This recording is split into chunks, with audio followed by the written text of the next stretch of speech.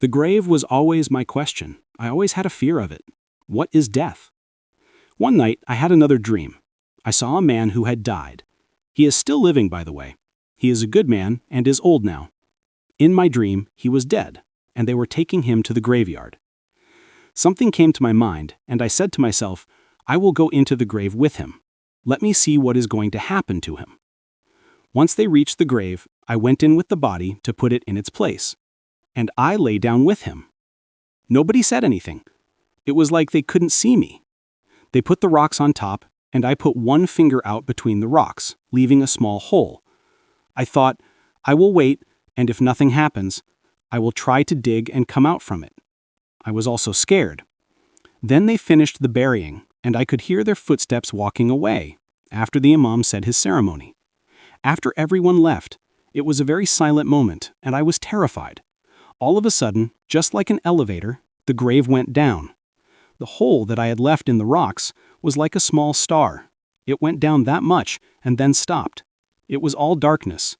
Ismail stood up straight. He took his head out from the coffin and started walking. And I started to follow him. I was shocked. He was dead and resurrected. I wanted to see what was going to happen. I didn't know where he was going. It was all dark. While I was following him, I got more scared and decided to go back and tried to go up from the hole I had left. Once I tried to turn back, he grabbed my hand. His hand was freezing. I was terrified when he grabbed me. He said, "Why are you going back?" I said, "You are dead. I am not. I want to go back." He said, "It is not in my hand. I am just going. It is not in my control. Come with me. I don't know what is going to happen." I decided to go on with him. We reached a place and he sat down. I told him, "Mr. Ismail, why did you sit down?" He said, "It is not in my control. I don't know." All of a sudden, people started to appear from all directions, all of them wearing very beautiful white clothes. They made a circle around him. There were women and men. It was beautiful. They were greeting him and welcoming him. They were happy. It looked like they were having fun. They said, "You are also dead." "Okay, tell us. Who else is dead, Ismail?" And he answered and named a couple of people. And they were saying, "Oh, why haven't we seen them?" They knew that those people were not in a good place. They were asking about their relatives and friends, how they were doing. Nobody was concerned about me. Nobody was interested in me. They looked like they couldn't see me. It made me sad, but I was also saying, if this is death, it is good. I could see a being appear. It wasn't human. Its height, its beauty, nothing was like a human. He got close to me and said, "Ismail, welcome." And they did sajda to him. And he said, "Abu Fazl, what are you doing here?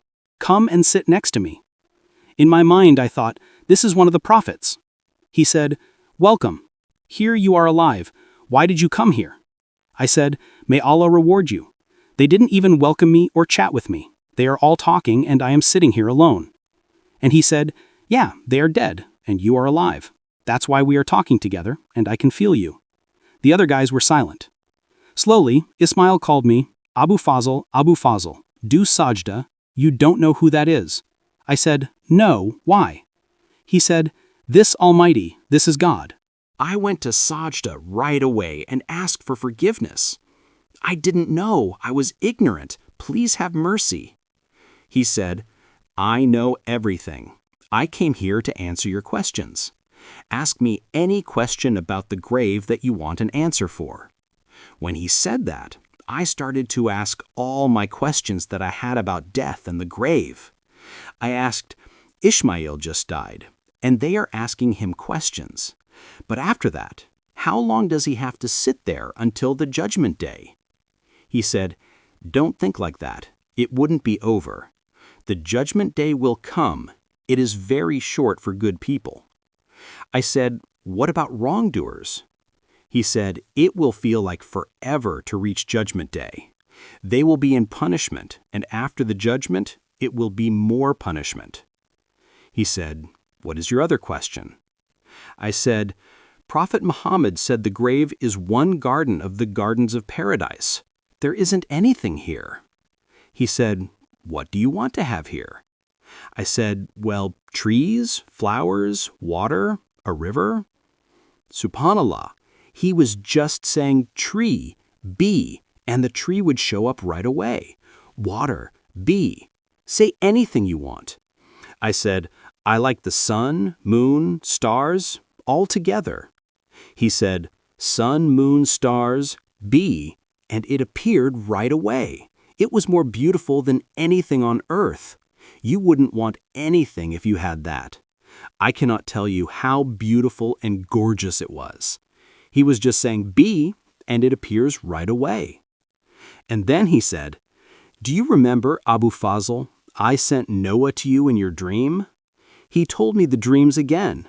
Do you remember you stayed in hell? Do you remember I showed you the day of judgment? He reminded me of all the dreams. And I asked him, oh God, do I go to paradise? He said, you will if you stay on the right path, and hell is waiting for the wrongdoers. And then I said, my God, I have one favor to ask. He said, say it, even though I know what you want to ask. He said, you asked me before you didn't want to go back to life, and I was exactly wanting to ask that again. Please take my soul. I will sit here with Ishmael and wait for the judgment day. He said, no, I have answered you before. You have to live the days that I have written for you. I said, God, if I went back and tell people that I have seen hell, the day of judgment, and I also saw God, they will say you are lying. He said, no. If anybody has iman, they won't say you're lying. Just say what you saw. Don't add anything. I said, how can I go back to dunya? He said, I will send you back from the hole that you made. All of a sudden, I was on top of the grave. I came back home, but I was still in the dream. I said, Mom, I went to Mr. Ishmael's grave, and I shared everything with her. She said, you were saying the truth. I was surprised when she said that. She wasn't surprised. She just said you were saying the truth. I was watching TV. There was a Shia guy talking about the grave, and he was saying some stuff which I knew wasn't true. He was saying it was full of monkeys and they were doing weird stuff. I said, Wallahi, he is lying. And then I woke up. Since I have started to share, I don't remember anybody telling me that I'm lying. It is a little hard to believe for some people. And also, some people say you cannot see God. That was also my question before, until I asked an imam. He said, our scholars neither reject it nor confirm that a human can see God in their dreams as Prophet Muhammad has seen him. If it aligns with what we have in the hadith, then we will accept it without problem. If it is not, then we reject it. After a while after these dreams, I saw another dream. Somebody was knocking on our door. Once I opened the door, an angel filled the horizon. He said, I am Jibril.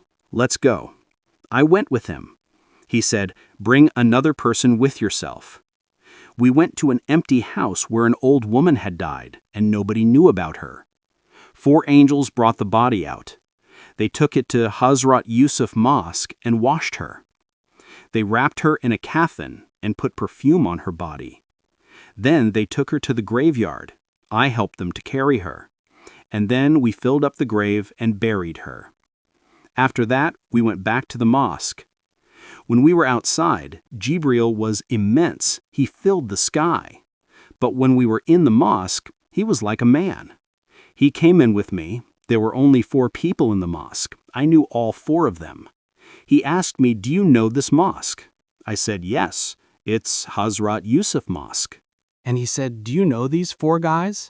I said, yes, I do. He said, Abu Fazl, you are dreaming right now. One day in the dunya, when you are awake, you will hear with your ears that an old woman has died alone in her house. Once you hear this sentence, ask, did she have anybody? They will answer that she had 2 sons who have been killed. Come here right away. If you see these 4 people, then know that God has answered you, and that whatever you have seen in your dreams previously was all the truth that God showed you for your hidayah. If they aren't here, then know it was just a dream.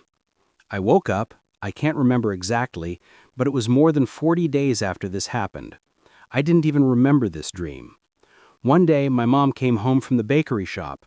She said, "They say last night an old woman died and nobody knew. They found out really late after her death." The dream came to my mind right away. I said, "Mom, did she have anybody?" She said, "My son, they say she had 2 sons, but they have been killed and she doesn't have anybody else." Once she said that, I put my shoes on and ran to the mosque. Once I went in, I did sajda right away. It was exactly like the dream. There were only those 4 people in the mosque that I had seen in the dream. It confirmed to me that whatever I had seen before, even though I saw them in dreams, it was a true dream that God showed me from my hidayah. Then I saw another dream. Again, somebody was knocking on my door. I went and opened the door. There was an old man. He didn't have a beard. He had really fat, ugly teeth. He had a staff, and he had a cloth on his head, all dusty and dirty. He was really ugly. I thought he was a beggar. I said, "Sir, I don't have any change. Please go." He said, "I am not a beggar. Do you know who I am?" I said, "No, I don't know you." He said, "I am Iblis, Shaytan." Once he said that, I ran back 10 steps away from him. I was scared. I said, "Go away, the cursed one. Why are you here? I don't have anything to do with you." He said, "Come with me. I will not do anything to you. We will go to the mosque, and I will show you how I influence people in their prayer." At first, I said, "I am not coming with you." Then I told myself, "I can see him. I wouldn't do anything he says. It'll be okay. I will go with you." We went to the mosque. The azan hadn't been given yet. The young guys were sitting at the back near the wall, and the old guys were at the front. Then Shaytan went to a young man, I wouldn't say his name, and started whispering in his ears. The young man was thinking these were his own thoughts. Shaytan was saying, "All these old guys are doing shirk. If you don't count them as kafir, you will be one of them. Later, we have to count them as kafir." Then the young man told his friend, "Do you know all these old guys always ask for help from something other than God?" And then Shaitan went to his other ear and said, "This imam is always bringing new things into the religion. Your prayer is not accepted if you do it after him. And also, he doesn't have a beard. You cannot stand behind him.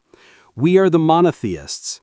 Shaitan was saying that, and the young man was thinking it was his own thoughts. "Let's make a new group for ourselves." And then the young man told his friend, "This imam is an innovator. We cannot pray behind him. Let's do our prayer together." I could see all of that, how Shaitan was doing all that whispering. Then he went to the old guys in the front and was saying, "These youngsters think that we are mushrik and that we are the innovators in the religion." And the old man was thinking it was his own thoughts. "They think we are kafir. We have to do something. We will tell the imam to kick them out. It has to be us or them." Then he went to the imam. He wasn't sparing anybody. He whispered to the imam, "These youngsters think that we are the innovators," and the imam was thinking these were his own thoughts. He was making him believe it was his own idea. While Shaitan was doing that, one of the young men stood up and said, "Imam, some of the stuff that you do, it is all innovation. We will not pray behind you." All the old men, it was like they were waiting for that sentence. They all got up right away and then said to the imam, "These youngsters think that we are all mushriks. This can't go on. It has to be us or them. You have to kick them out from the mosque." I tried to make them calm down, and I saw Shaitan. He was now waiting in the corner and laughing at them. I said to them, "This is all Shaitan's work. Curse Shaitan. Do not fight." It took me a while to calm them down. Then the azan was called. Once the azan was called, Shaitan disappeared. He disappeared until they stood in rows for prayer. Then he appeared again. He was walking in the rows. For those who had their feet close together in the row, he couldn't go through it. He was blowing air into their faces when they were yawning, and he would go in from their mouth and come out from their back. I was amazed by the things that he was doing. For those people who put their hand on their mouth when they yawned, he would be blocked from entering them. He was kissing some people's foreheads. He was laughing and kissing their foreheads. Once I noticed, it was those people who were looking around a lot and doing a lot of unnecessary permitted movements in the prayer. They were doing things that make Shaytan happy. I was waiting at the back. I hadn't joined the prayer yet. I was observing him and seeing what he was doing. Then he came to me. He said, "Listen to them, how they are worshiping their Lord. See how much their thought is in Allah."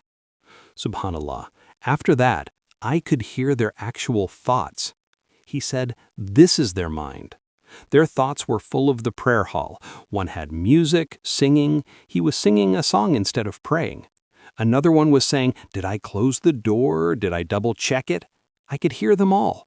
They were thinking about everything, just not God and their prayer. Only 4 people, only those 4, were silent and focused on their prayer. Another one was saying, "I have to pay my debt back. How can I pay it back?" It was all dunya stuff. Nobody was focused. Only those 4 were performing the prayer correctly. I started to go into the row. Once I stood in line, he came in front of me right away. I told him, "Go away, the cursed one. I have learned all your tricks. You are not going to fool me." He laughed at me and disappeared. Then I woke up.